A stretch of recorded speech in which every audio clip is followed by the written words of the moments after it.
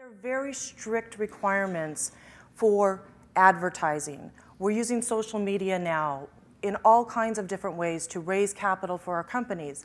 And if you do that improperly, if you don't follow the very strict procedures on how you can solicit, how you can offer your securities to somebody else, you will run afoul of these regulations.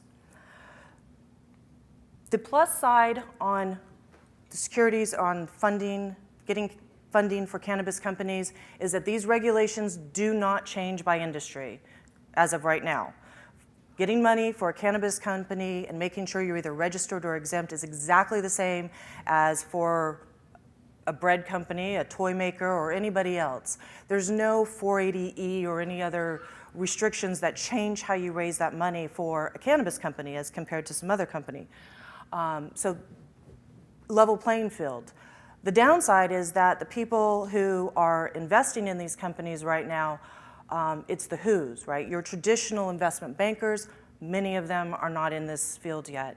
Your hedge funds, they're not here yet.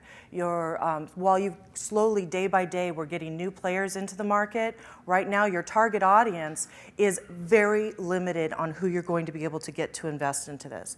So my time is very short today, so I really just want to talk to you briefly about two of the exemptions under the Jobs Act that will allow you to raise capital and the pluses, the pros and cons of those. And while I have Regulation A or Title IV at the bottom, that'll be very brief. So when the Jobs Act came out, it was more than just crowdfunding. It was actually a variety of different options. Title II was an addition to Regulation D exemption, which allowed for advertising. And the benefits to this were, hey, great, we can now advertise, and we can advertise in any way we want. I can take out an ad in the LA Times, I can use my social media, I file a very short form with the SEC online, check a few boxes. There's no limit on the amount of money I can raise, and it's what's called a covered security. And a covered security, for those of you who don't know, is simply means that I'm not subject to state law by state law. There's federal preemption. If I use this exemption, I don't have to worry about running afoul of the state law. The problem with this, and when we talk about regulation crowdfunding, it becomes more evident, is that only the company can do the advertising. And I don't know about you in this room, but every startup early stage company I know is overwhelmed with just the operations of their own company. Right? Just getting through that day-to-day process of getting the customers, branding the product, getting the inventory. The idea of doing a fundraising and a capital campaign on the internet or in a magazine and fielding those calls becomes overwhelming. So that is one of the downsides. And all the investors must be accredited. An accredited investor has a net worth standard, a net worth of $1 million, less, mortgages on homes and things like that, or annual income standards. So that's one of the downsides on that. Going into effect, as I said, on May 16th is another exemption called under Title III, which is regulation crowdfunding. And on regulation crowdfunding, we've got advertising again, but again, we have limitations because the key limitation with the regulation crowdfunding, and we'll see whether or not this is actually effective in the communities and in the capital markets or not, is that it must be through an intermediary, and that intermediary must either be a portal or a broker-dealer. So these entities have to be registered with FINRA so that there's somebody an oversight over them. And so that entity is the one who gets to do the advertising. All the offers and sales have to go through this intermediary, which right now we're not really sure what that dollar figure is going to be, what your cost of funds is going to be in this crowdfunding. Another downside is that you can only raise $1 million in a 12-month period. So now I don't know what my cost of funds is, I'm limited in the amount of money that I can raise, and I have to file with the SEC on an annual basis. So there's going to be increased costs there. On the plus side, though, you do get to use some sorts of social media, some sorts of advertising to get people in to invest, because most of us only have a network. Even if we have 1,000 friends on Facebook, we still only have a network of people that's so big that are willing to invest in our companies. These people don't have to be accredited investors. There are caps on what they can invest, though.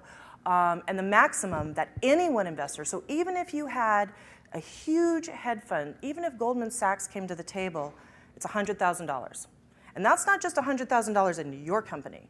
That's in every crowdfunding regulation company that they invest in. So if I wanted to invest $10,000 in your company, I have $90,000 left for that year that I could invest somewhere else, right? But I'm not subject to state regulation. It's a covered security.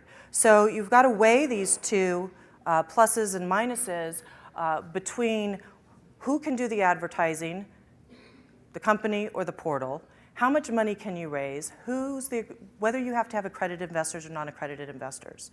And that becomes a balancing act when this crowdfunding regulation goes into effect.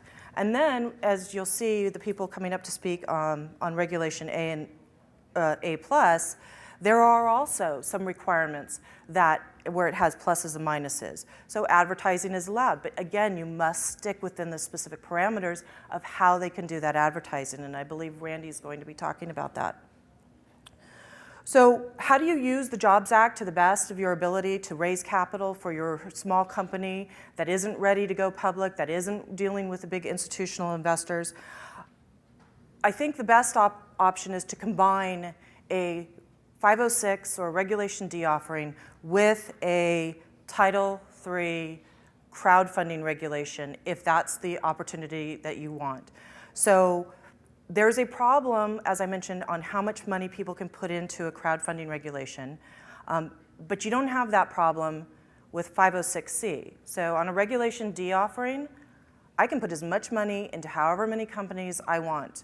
I can spread it across the whole room. I can invest it all into one company. There's no limitation.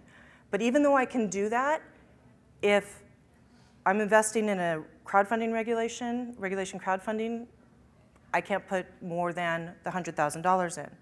So in order to combat that issue that's going to come up for people who want to do this, and regulation crowdfunding is much like what you have now where they're giving you free t-shirts and things like that, right? So that's been going on for a long time. But to be able to do it with money as what you want to invest and getting shares back, that's something different. In order to use these two, I'm just checking the time, I know it's real quick here. Okay, in order to use these two together, what you need to do is you need to consult an attorney, and you need to work these in conjunction with one another. You'll need multiple websites, one for Regulation D, one for regulation crowdfunding. You'll need multiple entities to be taking that money in so that you're not running afoul of any of these advertising provisions. Looking into the future, what are we going to get? We're going to get an expansion on the federal regulation crowdfunding. There is a proposed rule, it's in the rulemaking process, they're taking comments on it now, and it's Rule 147, and that's basically state crowdfunding. The benefit is you're going up to $5 million, depending on the state limits. And so you're taking, instead of a federal regulation over, here's your exemption, it'll be state by state. So every state will be able to say, well, they can now, we're just increasing the limits. How much you can invest in 12 months, up to $5 million is your limit. Whether you can advertise, how you can advertise, whether they're restricted, what kinds of investors, all of that will be subject to state limits, and that is an added advantage. Right now at 1 million, there's not a lot of advantage to it, but increasing that to the next level really will give us some added advantages. And I think I'm just about out of time, right? Okay, so what I want to just close with is that these tools, there's a lot of them out there, and they're very, very easy to run afoul. Those of you, by the way, who are creating presentation decks in those companies, that stock photo was pot stock photos given to me just for this presentation because I'm not very artsy, so check them out at the booth upstairs. If you have any questions, I will be around later, and that's all I have for you.